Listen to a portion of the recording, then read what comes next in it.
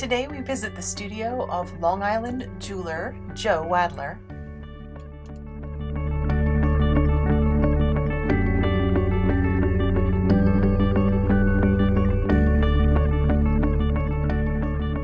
Beautiful, please. Yes. I love bugs. Can you tell? Oh, I love them too. Oh my goodness, I can't wait to see Love. Why do you love bugs, Joanne? I think because of their beauty, and there's so many different types of them. I'm fascinated by their wings. And if you notice, they're almost like stained glass. And if you catch the light on them, they're iridescent. I mean, nature at its beauty, it's just incredible. Clique de jour. So this is an opalescent enamel, and I tried to mimic the lines of the cicada. If you could see it, I'm not sure. I tried to. Mine are a little bigger. And then what I did was I left this stem on before I started enameling, so I can then attach it to the fabricated body that I made, so it could stay like that. Oh my gosh. And then I have to figure out how to hang it, and if I even want to enamel this part, because it's silver right now, it's fine silver, but I don't know if I want to. That's like why I haven't finished it, because I can't decide whether or not I want to enamel the body or not. Do you ever make more than one of something like that? Do you ever try different things? I did actually make a bunch of wings, so I have that. But this, if I was to do it, I could do it in transparent, but I'm not sure if I'm going to get the same quality. And then again, if I use the opaque colors, it's really no point, because then why would I use the fine silver and you wouldn't see it coming through there? So that's just, but let me show you my bugs. And this is it. And you know what's funny? In the 20s, they have beautiful Lalique and other designers use them in their jewelry, not the actual one, but actually, you know, designed it after it. Wow. And they've got them mimicking each other, and they're so gorgeous. They're just so beautiful.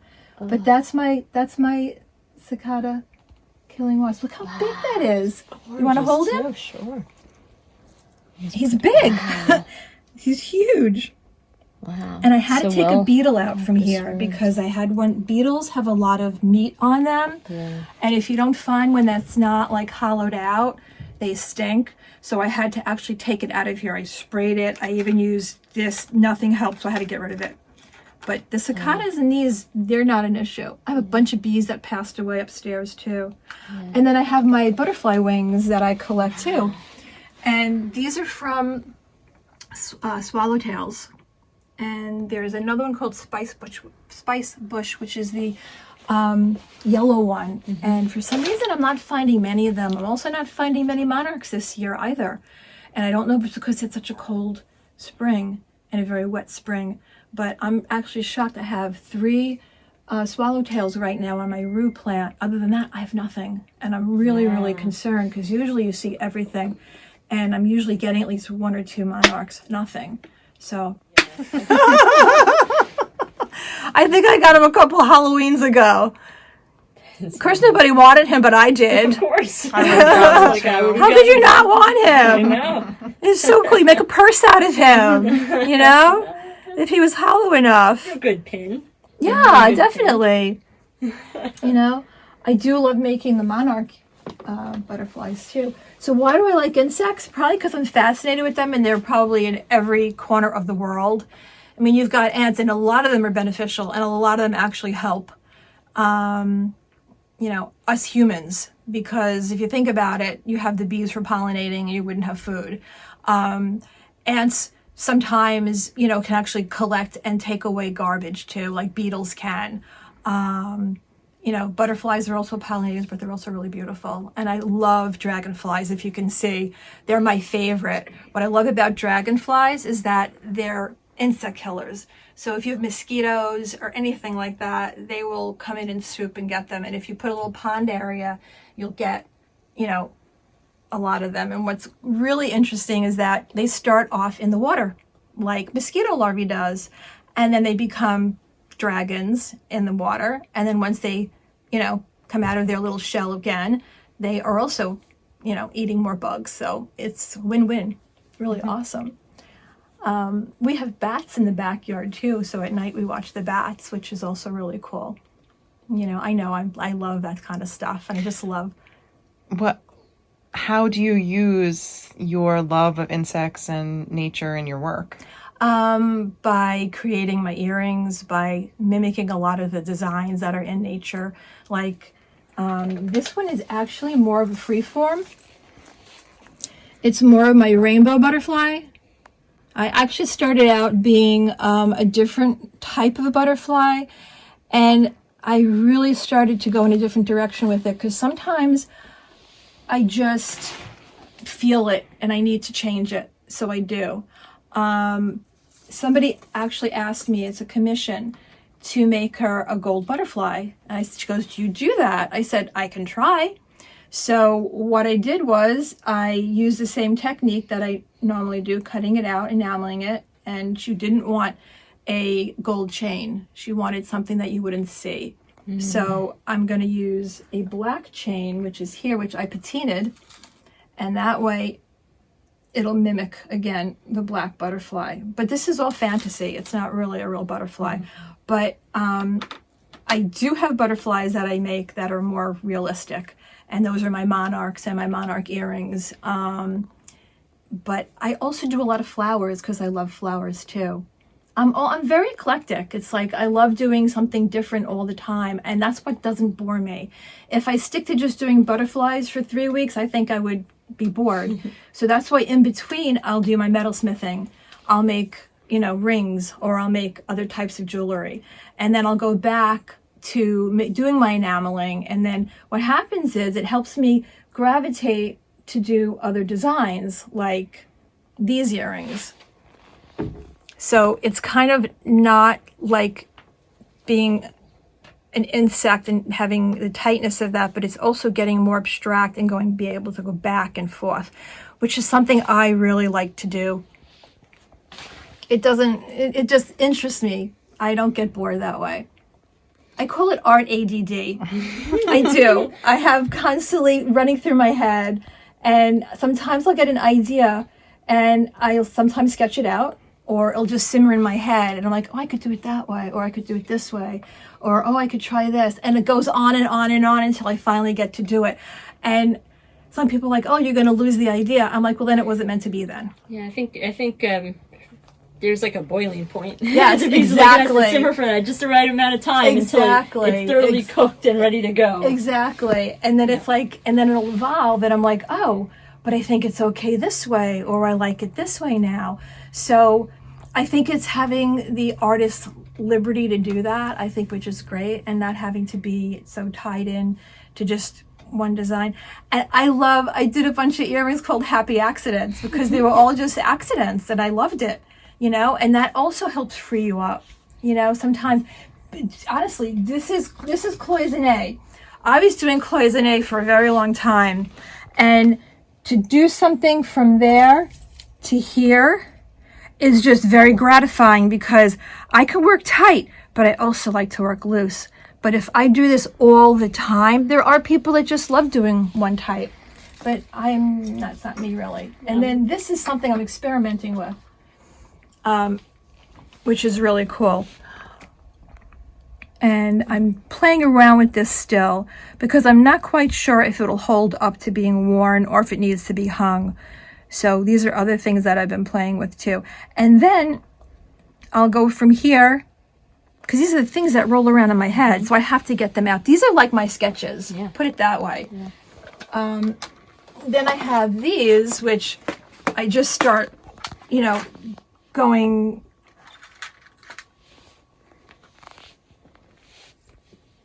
These are basically just interlocking very thin wire with a opal on it. These are the Peruvian Opals. But again, it's totally different from the other things. But then again, it's not, because it has that little quality of something that's a little different.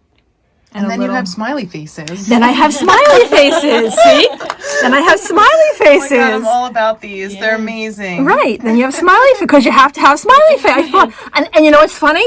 As I'm cutting the metal with a smiley face, I'm like, why am I doing it? I'm like, but I have to do it. Yeah. It was like in me to do the smiley And face. it keeps it fresh when you keep changing it up too. I'm sure, like then when Exactly. you bring something back to the other work that you're doing, whichever way it is. Exactly. And it's funny because I started making my little flowers, and these are all hand cut out. I'm not having anybody cut them for me, so I cut them all out. So each one's a little different, but it still has the same tendency of using the enamel, and it's just freeing just to do some things that aren't tight sometimes, because that's how I look at the earrings that I'm wearing right now. These, the mismatched ones, these are a little more on the tighter side, but then I'll do something like this, and these are fun, but they're a little more work because I'm soldering on to the back the ear wire before I enamel them.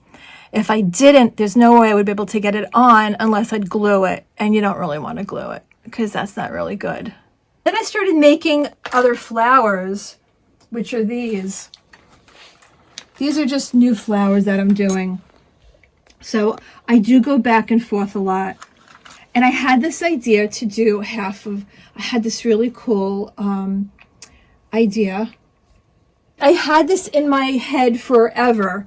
And what they were half circles, but first I had them as circles, and then I cut them, and I'm like, well, how am I going to attach this and solder it?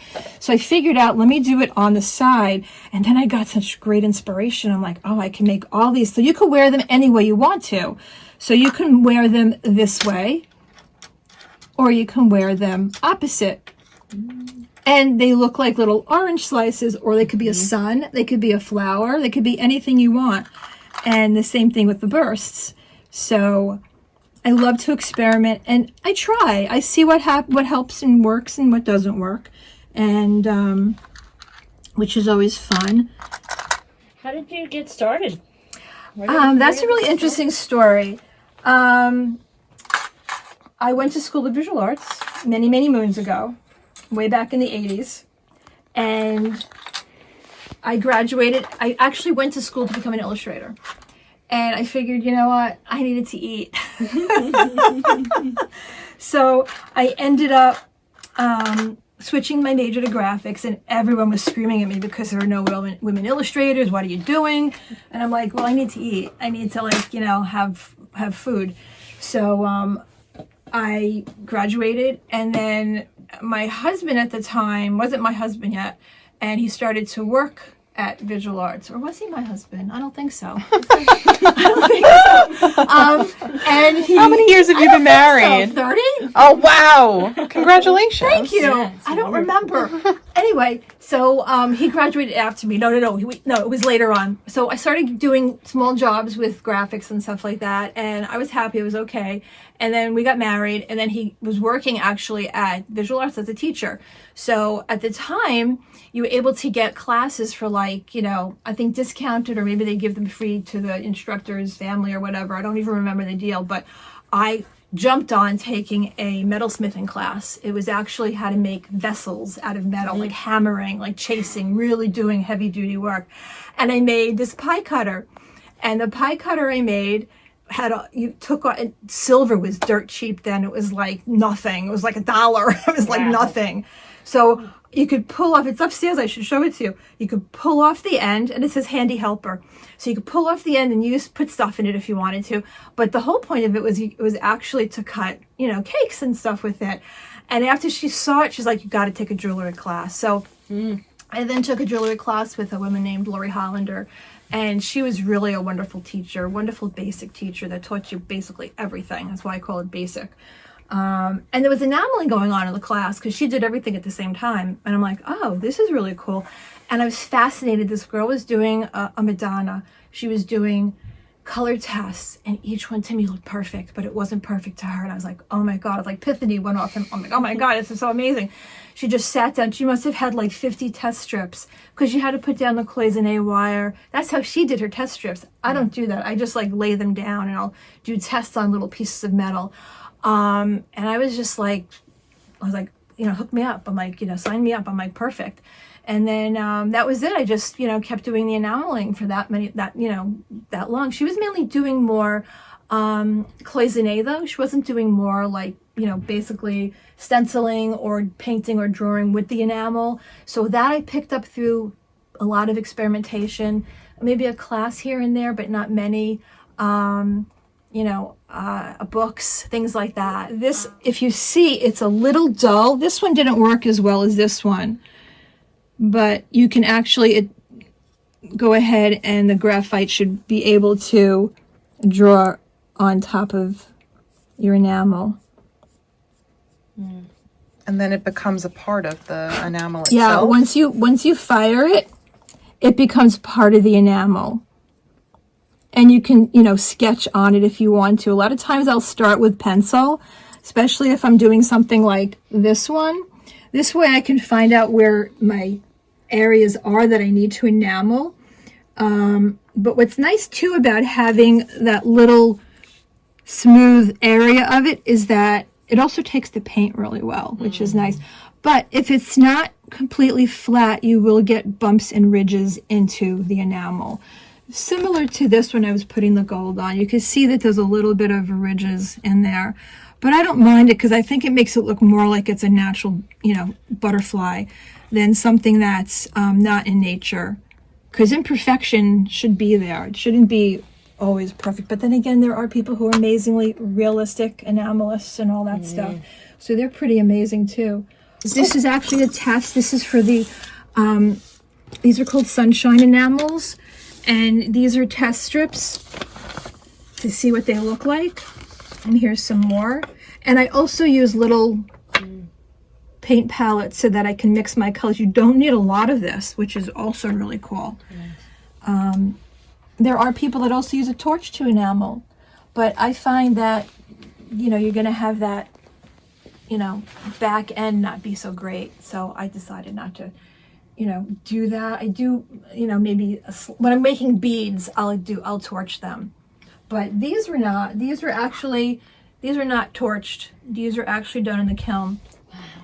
And so these are enamel. These are enamel on copper.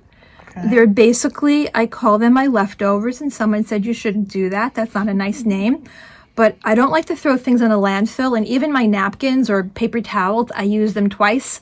And that's why I have rags up there, because I use those too. So I had this copper, actually it's recycled copper from leftover, I think some power work.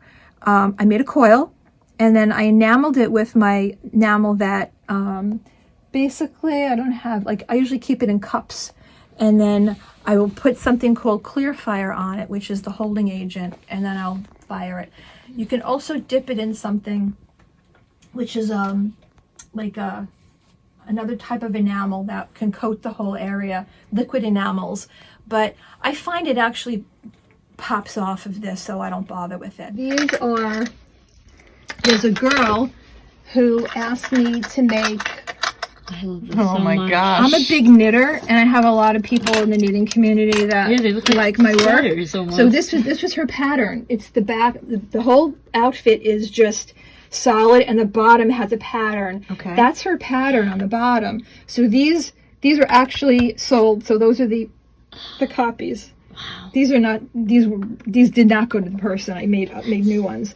But then I started playing with the beads. I'm like, oh, this is really awesome. I love it. So what I did was I left them in long and like, oh, this is really cool. Sometimes accidents happen, and I'm like, oh, sometimes accidents are not great, because sometimes I'll be working on something really terrific and I mean mind-boggling, and I'll go out into the garage and forget because I get distracted, and I'm like, it's like it's completely gone. That happened in the class, I think too. I got distracted, but her piece looked even better because it started to bubble. I mean, you get really cool things. Like I tell people, it's better to under fire than it is to over fire, especially if you're working and not showing what's going on and stuff like that. But these are another thing I make. I make buttons, and I sell these to a company, so which are really cool. Yeah.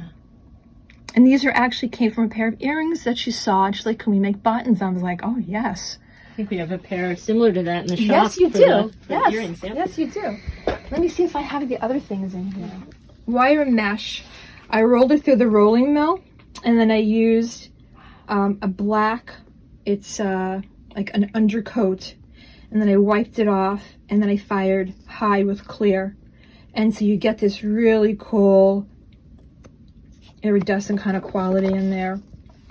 Now these are my monarchs. My monarchs are pretty true to what a monarch is. Because those, but you see I go back over, these are fungus.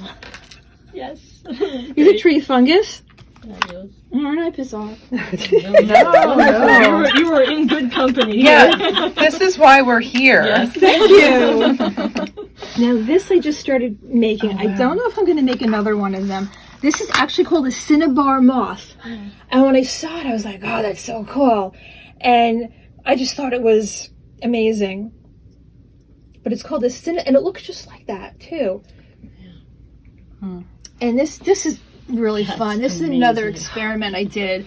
If you look at it, I actually went with clear this time over the copper, and then I painted on top of it. And you can see it almost has a 3D quality to it, which is really cool. Yeah. I really like how it came out. What I'll do is I'll put it through my rolling mill, and then I'll put 2020, which is a clear enamel, and fire it really high. And you can see it's got that gold quality that's coming through from the copper. So, like, you know, it's funny. I just, every time I have an idea, I keep doing it. I do another idea, and it's like not that I'm not consistent with stuff, but like, you know, hey, I've made earrings, now I'm making a necklace. It's like I'm trying to have a little consistent. No, I mean, there's obviously several bodies of work, but like full bodies of work that you're on a very solid artistic path that. Well, thank you.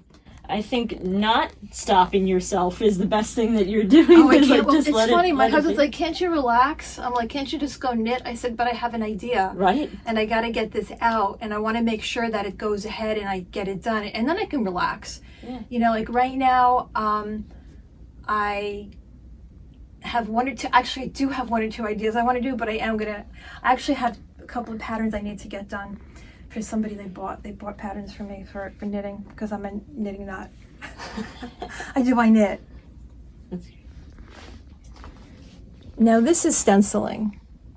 No, is this stenciling? No, this is rubber stamping. So tell us about that. Rubber stamping is you take any basically rubber stamp. I prefer the pink ones, the ones that are kind of brownish pink, because they seem to hold more of the ink, which is what you want. Remember I mentioned holding agent before, which is the clear fire? It's basically clear, and it's like water and a little sticking agent in it. Sometimes it's made from seaweed, or I think it actually is made from seaweed. Anyway, what's interesting about it is that the rubber stamp pad that I use doesn't have any of the clear fire, but it does have something in it that helps the enamel stick to it. You could also use hairspray and spray it on and put your enamel on it. You're going to have a little bit of funky things happening, but it's really cool. But the thing about the rubber stamp is you have to make sure that it doesn't have any iron in it. If it has iron in your rubber stamp, it'll turn your enamel that color, which is brown. It will not go to the color you want it to, or it'll turn black. So you have to make sure it's water soluble. So once I put down the rubber stamp onto my coat of enamel that I already put down, I then sift on top of it another color, usually a darker color, and then I tap it off, and then if I like it, I'll go ahead and fire it. If I don't like it, I'll do it again. And that's what's good about not, you know, liking your pattern or liking your design. You can redo it. Same thing with this. Like if I didn't like this line, I can just take an eraser and it comes right off. Did I do that too fast for you? No. So it can be taken off. So that's what's fun about a lot of these things. Like, you know, I always tell people, you know, it's not, you know, a permanent structure until you fire it. Let's see. You asked about inspiration. I also get my inspiration from nature. I get it from nature, from, you know, going on a walk. Sometimes I just have an idea. Sometimes I'll see something and I'm like, oh, maybe I can make that. And then what happens sometimes is it gets mixed up in translation and it comes out totally different. And, you know, that's okay too. But somebody told me, though, that I need to focus. And I'm like, I really can't do that because I have ArtaDd and I'm all over the place. And I like it that way. I like to be in the clutter and in the mix of all the different beautiful things. But I have to tell you though, sometimes when I am on Instagram, I get like, oh my God, look how beautiful this work is. And I was reading somebody's post one day who's a fellow artist who said, don't look at other people's work, look at your own work, and don't feel that way because your work is just as good as everybody else's. And I was like, wow, that was really good. Yeah. To call yourself an artist though is a lot. I never called myself an artist, even when I was in art school. It was weird. Yep. It was like, am I being phony? Am I really being an artist? What is an artist? I mean, that feeling of, actually creating, it's like I just didn't feel like, am I being truthful? But I am an artist. But it took me till maybe like, way later in my life that I'm saying I can call myself an artist, It's very difficult, when you're younger and you're like, am I really, like because you always have that doubt about yourself, I think, I think it humbles us. I think that's probably why. I think if you're someone who comes out and like, look at me, I think it's a different story. Yeah. And I don't think many artists are like that. Yeah. Maybe occasionally you get one or two, but that's not me. That's why I think I'm humble. That's why I think I enjoy when people like my work and say nice things, about it. But I'm glad I'm not the only one that feels that way. You're definitely not. I myself, and then as I said, like the groups of artists that we meet with, we all, underneath it all, feel the same way. We all have the same feelings, and yet somehow that also kind of drives the work that we do. And it's like, yes, I don't think it does. I don't think you can ever feel, you have to feel okay enough that you keep creating and you don't give up on it. But I think if you ever feel like your work is perfect, I think that then you lose that energy to keep experimenting and trying new things and reinventing it. Yeah, I agree with you totally. And what I find now is if I have a show to go to or a show to do or work to get done, it's really odd because I always have more ideas at the time, but I can't get them all done.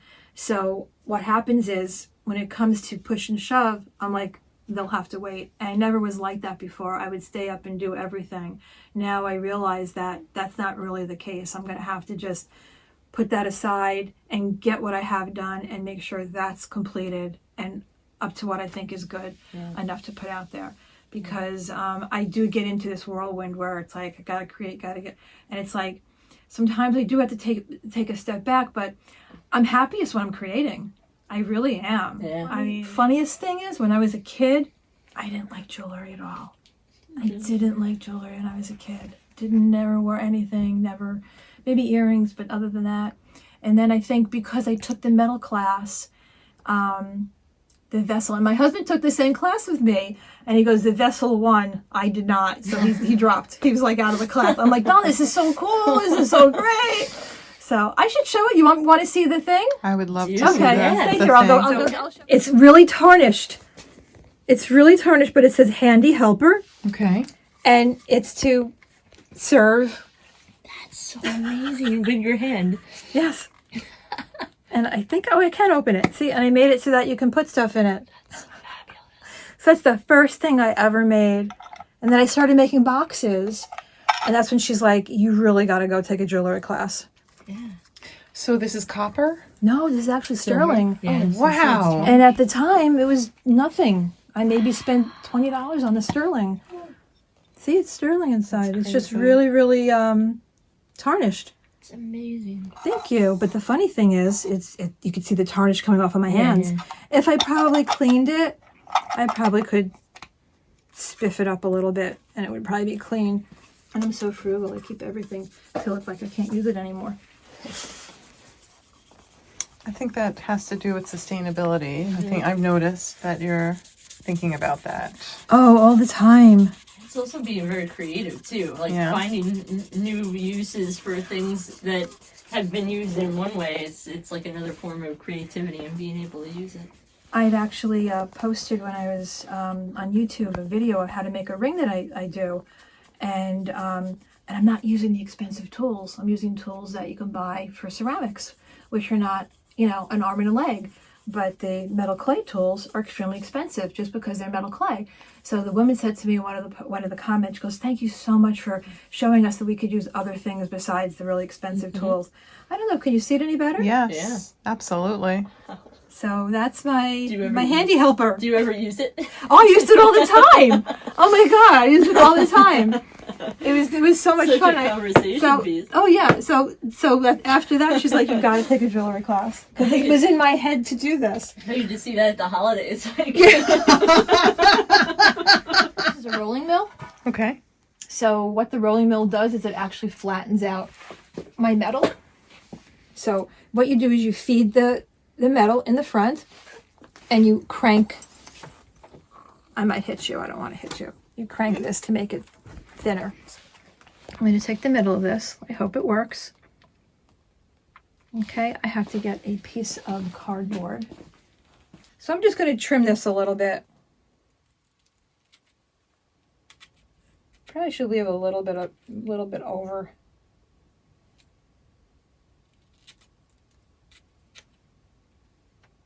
But it works with any kind of deep impression. So what I'm going to do is I'm going to make a sandwich.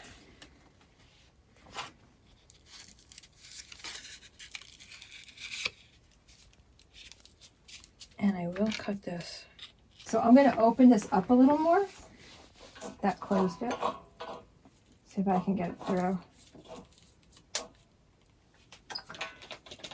That's just a little bit. Let me go a little higher. Okay. I'm going to do it again.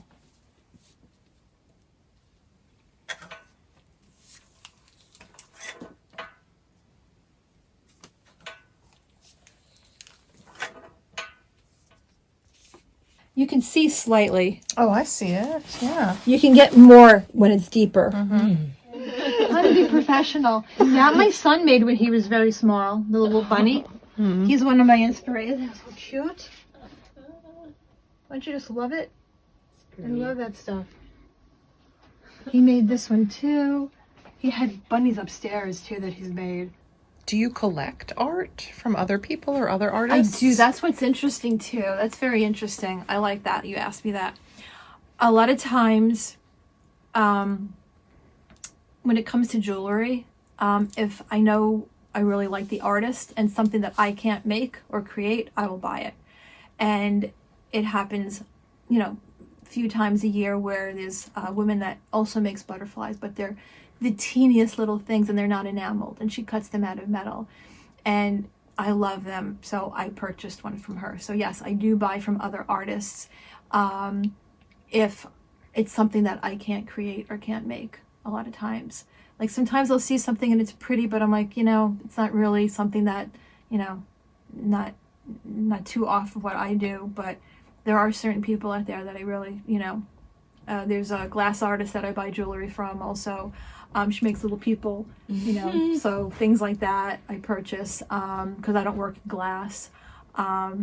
So if it was something that was different, definitely. Oh, beautiful. Because they have a little gold on them. That's the plating that I use. But I love them because they almost look like Japanese little paintings. So these are stenciled, painted. The works are basically done. Again, they're but I like them. I like that they're big. Yeah. I love the tinkle that it makes too. And this is something I'm making from, so this is everything I can do in my kiln. That's what I'm trying to show you. This is actually bottle glass that I started. Come on. These are also bronze. These are another set of earrings that are backwards, of course. Why didn't anything behave today? Well, one goes one way, and then if you look, they won't unless you want to fix it. But this is made. I've been cutting up wine bottles and beer bottles and anything I can find that's glass. I've been putting them in my kiln, and I actually create different shapes with them. Sometimes they're broken, and I'll put them together, and I get really cool different pieces. But they're glass; they will break, but they're fun. This is Roman glass, What? and it's ancient. But I was at a show, and someone said to me, "Oh, it's the top of a bottle." I'm like, "No." It was dug up, and it's Roman glass, and I did not want to cut it up like everybody else does to their Roman glass. It's just too precious. So I decided just to make a necklace out of it. And the back, it's all sterling, and the back has that to hold it together. But it's really a cool piece. But this is what how my mind works. And I've had this probably for a good 10, 15 years. And only recently did I decide to make something with it. Yeah. So it happens all the time where I just have these things in my mind or in my studio. And these are blue seam opals, which are cool too. Aren't they pretty? They are ever changing though because of the opals. So how long have you been collecting bugs? Oh God, since I was a little girl. I actually collect even more than bugs when I was a kid. We were on the beach, and I guess there were these little claws left from a lobster, from a, I don't know, crab. And I took them and put them in water, and I wasn't allowed to go home until I got rid of them, and I wasn't gonna go home. So we had this huge fight. I was teeny. I'm like, no, I'm taking them home. So I brought home my bucket, and I had my claws. So I've been collecting odd things my entire life, including insects that I really, really appreciate them. Yeah, we see a lot of insects in your work. Have you done crustaceans? Actually, yes, I have. I'm actually working on a horseshoe crab right now that I could show it to you if I could find it. I'm not sure where I threw it. But let me see if I can find it. Oh my goodness. Gosh. And I've got a smaller one, but I broke its tail. Oh. And Just my dirty fingers, bronze. Bronze, okay. Oh. I got my dirty fingers again. Put something like that in a show for as like a sculpture piece. Oh, that's an idea. Gorgeous. Yeah. I have a lot of shells too. He's cleaned up, and then this one, I lost his tail. His tail went bye-bye.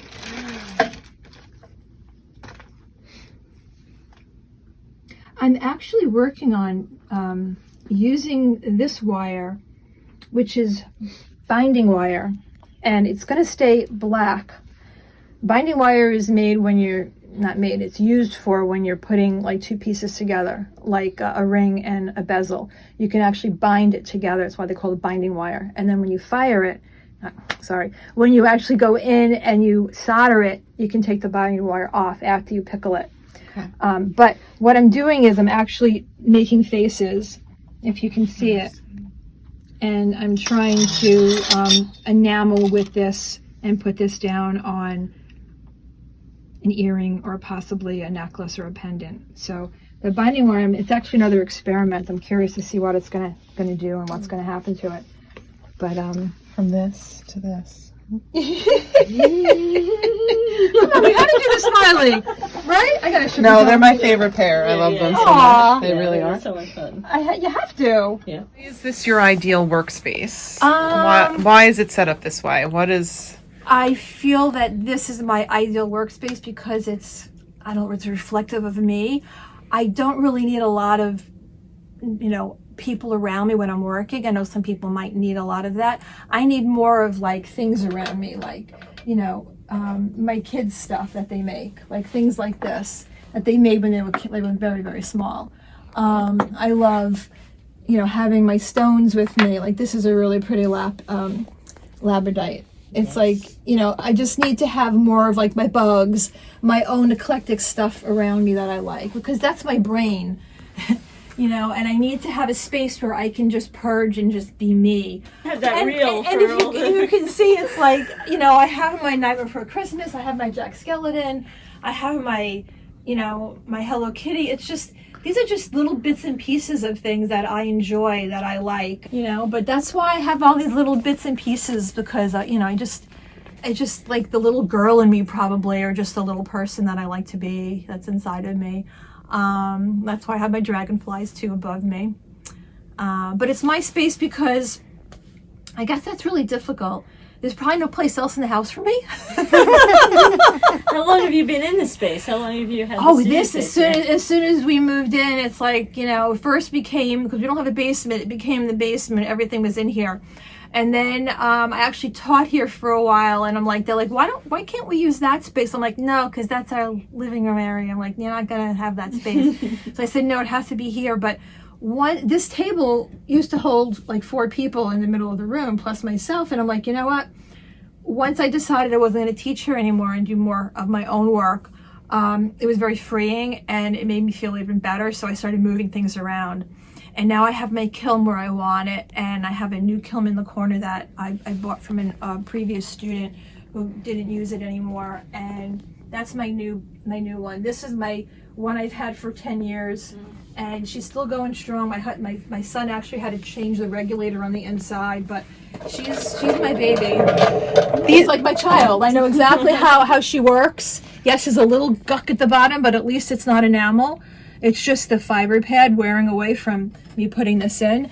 But, you know, people ask me, well, why do I fire this at? Or how'd you do this? How'd you do that? Every kiln is different. Like, every child is different. It's really important to keep your eye on the kiln, and also to make sure that you use the fork that's there, because if you don't, you can get burned very severely, because it is 1500 degrees.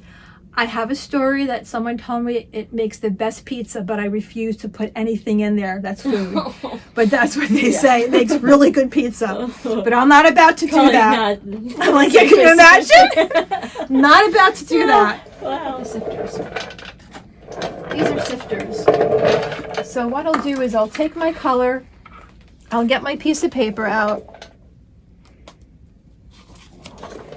and I'll move this over here.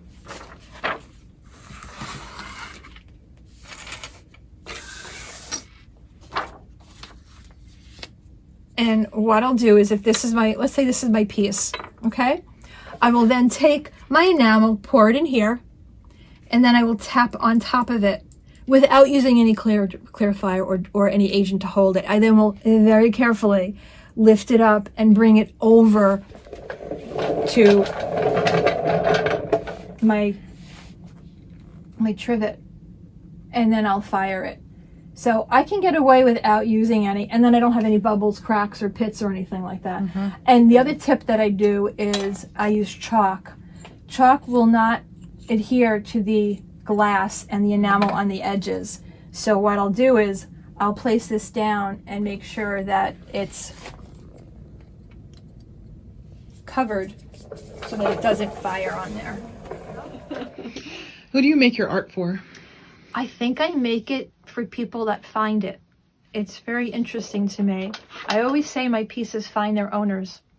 And I really like that, because I don't make for the masses. I basically make art, something that I like, and I think it's something different and something unusual. And I'm always so excited when somebody buys a piece. I'm like, it was meant for them, even though I didn't know them, and even though they didn't know my work. I think it's just really something awesome that I really like.